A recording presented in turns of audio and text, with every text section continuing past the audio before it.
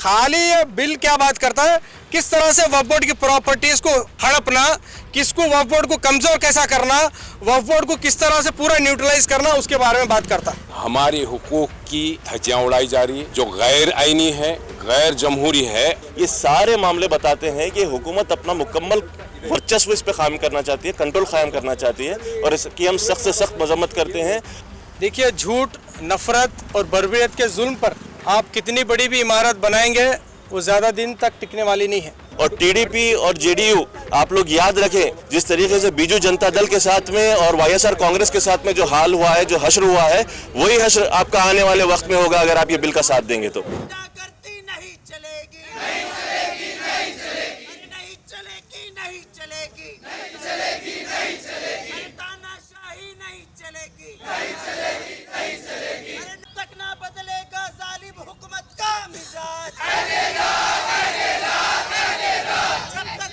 लोकसभा में वक्फ amendment bill 2024 जो bill पेश होने जा रहा है, उसके खिलाफ प्रोटेस्ट कर रहे हैं पूरे अपोजिशन पार्टीज़, और देश के कानून में जो विश्वास रखने वाले सेक्युलर जो एमपीज़ हैं, उनसे रिक्वेस्ट करते हैं कि ये बिल को अपोज करना है, रिजेक्ट करना है। देखिए, झूठ, नफरत और बर्बरियत के जुल्म पर आप कितनी बड़ी भी इमारत बनाएंगे, वो ज़्यादा दिन तक टिकने वाली नहीं है। झूठ क्या है इसमें? झूठ ये है कि ये बोला जाता है कि डिफेंस के बाद और रेलवे के बाद सबसे ज़्यादा जो ज़मीन है वो वक्फ के पास है। ये सबसे बड़ा झूठ है। आप गैजेट आप चेक करेंगे तो 9,40,000 एकड़ वक्फ बोर्ड का पास ज़मीन है। वही आप टेम्पल बोर्ड्स के पास देखिए, चर्च बोर्ड्स के पास देखिए, सिख बोर्ड के पास कितना है उनके पास। खाली तमिलनाडु स्टेट में वहाँ के टेम्पल्स में 4.5 लाख एकड़ ज़मीन है वहाँ के टेम्पल्स के पास। आंध्र प्रदेश में 4 लाख एकड़ है। सिर्फ 4 छोटे स्टेट, तमिलनाडु, आंध्र प्रदेश, ओडिशा और तेलंगाना, सिर्फ ये 4 स्टेट के पास अगर आप देखेंगे 10 लाख एकड़ से भी ज़्यादा ज़मीन टेम्पल्स के पास है। और हमारे ऊपर क्या इल्ज़ाम लगाते हैं कि 9.5 लाख एकड़ पूरे इंडिया में वक्फ के पास है। सिर्फ 4 स्टेट में 10 लाख एकड़ टेम्पल्स के पास है और पूरे इंडिया भर में 9,40,000 है। और वो भी सबको मालूम है कि 9,40,000 एकड़ में से भी आधे से ज़्यादा ऑलरेडी लोग लूट लिए हैं। खाली 2 से 3 लाख एकड़ बचे होंगे शायद। उसको किस तरह से हिफाजत करना है, उसको किस तरह से लेकर गरीबों में तकसीम करना है, उसका फ़ायदा उठाना है, उसके बारे में नहीं बात कर कर खाली झूठ के बुनियाद पर ये बिल बनाया गया है। और दूसरा झूठ क्या है? वक्फ बोर्ड किसी के ऊपर भी उंगली रखे तो वक्फ बोर्ड की हो जाती कहता है। आज तक हुआ है क्या ऐसा? अगर इतना बुरा कानून अगर वक्फ का रहता तो 11 साल मोदी हुकूमत क्या सो रही थी क्या? क्या हो 11 साल तक कौन सी कुंभकर्ण की नींद सो रही थी? तुम 11 साल के बाद मालूम हुआ कि वक्फ बिल ऐसा खतरनाक है बोलकर। सबसे बड़ा झूठ है।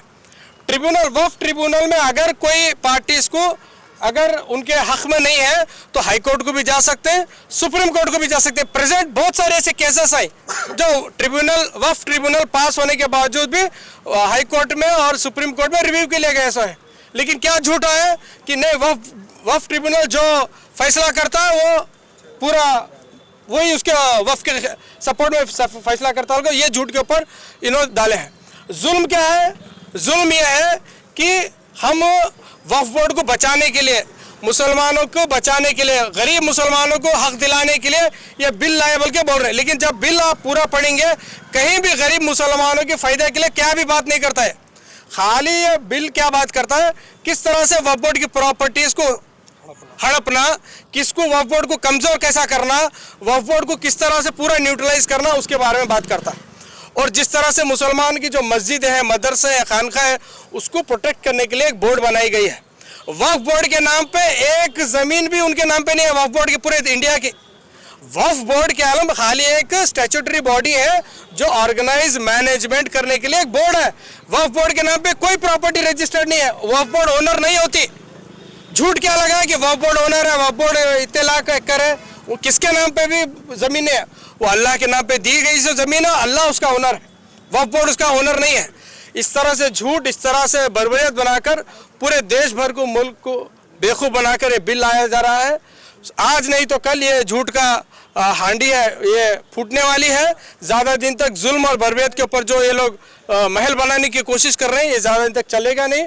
आज नहीं कल हमारे हिंदू भाई भी जागेंगे, कितना धोखा देकर झूठ बोलकर ये काम कर रहे हैं।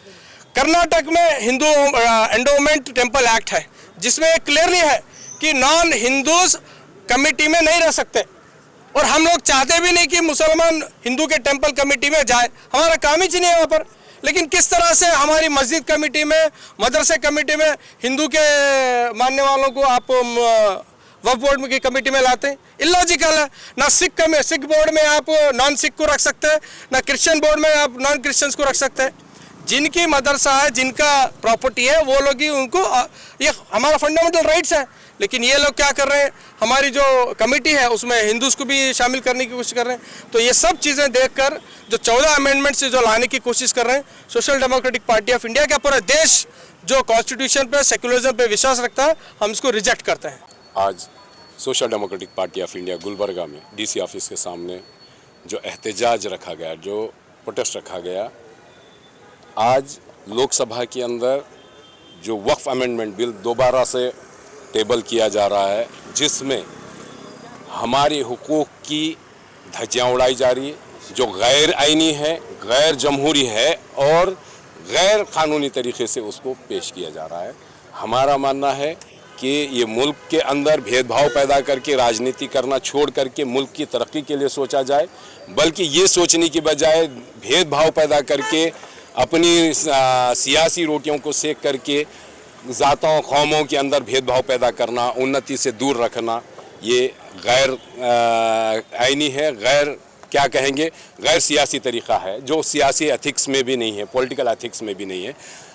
Social democratic party of India पूरे मुल्क भर में प्रोटेस्ट करके ये जतलाने की कोशिश कर रही है। जो अमेंडमेंट्स लाए जा रहे हैं वो अमेंडमेंट्स सोची समझी साजिश के तहत लाए जा रहे हैं, जहाँ पे मुसलमानों को डराना और जो उनके हवारी हैं, जो मखसूस लोग हैं, छोटे छोटे तबके हैं जो बदमाश हैं, इस मुल्क को भेदभाव के आग में झोंकना चाहते हैं, उनको खुश करने के लिए ये बिल को पेश करना मकसद है। हम इसको अक्सर इसको कंडम करते हैं और इसकी मुखालिफत करते हैं अंत तक का, जब तक का ये बिल वापस नहीं लिया जाता है। हम आज पूरी उम्मीद हैं कि आज जो टेबल किया जा रहा है कानून है, वो कानून टेबल होने के बाद अपोजिशन पॉलिटिकल पार्टीज और स्पेशली एनडीए के अलाई चंद्रबाबू नायडू, नीतीश कुमार, ये जो अलाई पार्टीज हैं, इनसे हम मुतालबा करते हैं, अगर आपने संजीदगी से नहीं लिया देश को, वो जिस तरह आग में झोंक रहे हैं, अगर आप भी आग में झोंकेंगे तो आप जान लीजिए बिहार, आंध्र प्रदेश या किसी भी जगह पर आप अलाई के पार्टीज हैं तो आप समझ लीजिए आपकी सरकार ज़्यादा दिन चलने की नहीं है।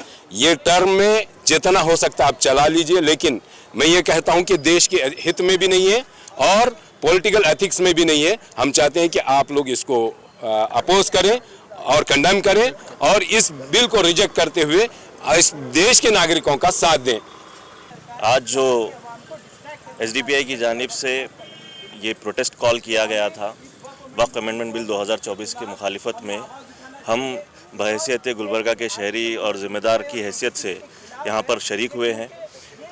ये बिल बहुत ही ख़तरनाक बिल है और ये बिल के अंदर जो नुकात हैं वो उसके बारे में तफसीलात आहिस्ता आहिस्ता सामने आ रही हैं।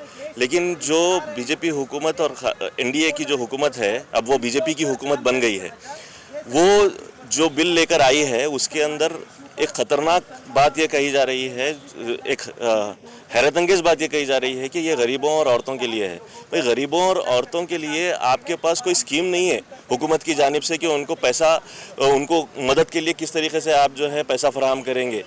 आपके पास कोई तरीक़ा नहीं है, हुकूमत में कोई फंड्स नहीं है उसके लिए, गरीबों की मदद करने के लिए। ख़ास करके मुसलमान अगर बोलकर अगर मदद करना चाहते हैं तो आप बोलते हैं कि जो है ये कॉन्स्टिट्यूशन के ख़िलाफ़ है क्योंकि रिलीजियसली सेपरेट नहीं किया जाता, सेग्रीगेट नहीं कर सकते हैं। अब ये जो बात कही जा रही है कि वक्फ के ज़रिए आप इमदाद करेंगे, आपके पास उसका भी मसौदा तय नहीं है। ये सारी बातें ढोकली है, ढकोसला है और इसके सिवाय कुछ नहीं है। यहाँ पर जो ख़तरनाक मामला सामने पेश आने वाले हैं वो ये है वक्फ बाई यूज़र का मामला है। वक्फ बाई यूज़र में जितने भी मसाजिद हैं, आज 95% मसाजिद और इबादतगाहें हमारे जितने भी हैं, मदरसे हैं, खानकाएँ हैं, दरगाहें हैं और कब्रस्तान हैं, वो सारे के सारे जो है वो उनके आपके पास कागजात नहीं मिलते हैं और कागजात को 6 महीने के अंदर जो है सबमिट करने की बात कही जा रही है इसके अंदर। तो जब कागजात सबमिट नहीं होंगे तो वो किसके मातहत होगी? वो वक्फ के अंदर नहीं रहेगा, तो इसका मतलब ये हुआ कि वो सरकार के मातहत हो जाएगी। और फिर उसके अंदर जो तरह तरह की चीज़ें लाई जा रही हैं, चाहे वो डीसी को इख्तियारात देने की बात हो, चाहे वो जो है दूसरे कौमों के लोगों को उसके अंदर शामिल करने की बात हो, या फिर नॉमिनेट ज़्यादा से ज़्यादा करने की बात हो जिसमें अक्सरियत जो है हुकूमत के पास रहेगी, ये सारे मामले बताते हैं कि हुकूमत अपना मुकम्मल वर्चस्व इस पर कायम करना चाहती है, कंट्रोल कायम करना चाहती है और इसकी हम सख्त से सख्त मजम्मत करते हैं। और वो उनके पास के कुछ अधिकारी कहते हैं जो उनके अंडर में आते हैं, यूपी हुकूमत के अंडर में आते हैं कि 52 जुम्मा आते हैं एक महीने में। हमारे पास तो सालों भर के जुम्माएं हमारे पास मौजूद हैं। हम लोग मस्जिदों का मामला जब आता है तो मस्जिदों से ही जो है हमारे ऐलानात भी होंगे और एहतजाज भी किए जाएंगे। ये सख्त तरीन हमारे मुसलमानों के खिलाफ में बिल लाया जा रहा है, जो हमें कमज़ोर करने के लिए, माशी एतबार से कमज़ोर करने के लिए ये बिल लाया जा रहा है। हमारे आने वाले वक्त में इसका इस्तेमाल हम हमारे खुद मुख्तार होने के लिए जिस जायदाद का इस्तेमाल, अल्लाह की वक्फ की हुई जायदाद का इस्तेमाल जो है खुद मुख्तार होने के लिए किया जाता है, पब्लिक को जो है मदद के लिए किया जाता है, उसको आप छीनने का काम कर रहे हैं, जो हम कतई मंजूर नहीं करेंगे। हुकूमत को चाहिए कि इस बिल को वापस ले ले और टीडीपी और जेडीयू, आप लोग याद रखें जिस तरीके से बीजू जनता दल के साथ में और वाईएसआर कांग्रेस के साथ में जो हाल हुआ है, जो हश्र हुआ है, वही हश्र आपका आने वाले वक्त में होगा अगर आप ये बिल का साथ देंगे तो।